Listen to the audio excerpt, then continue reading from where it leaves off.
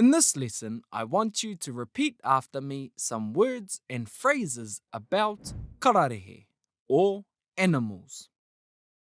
Whai mai I ahau. Repeat after me. Kararehe. Kau.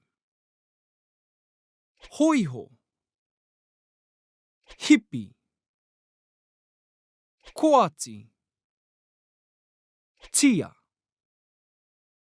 Rāpeti. Poaka. Hiho. Hei hei. Raki raki. Kuri.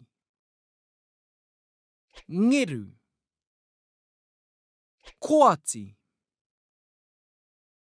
Kakiroa. Maki maki. Hipo hipo. Moko moko. Araketa. Karaka taira. Taika. Tita. Arewhana.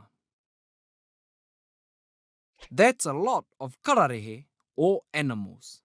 Ka nui te pai. Very good. We hope you enjoyed this lesson, and as always, tēnā karawhiua. Give it a go.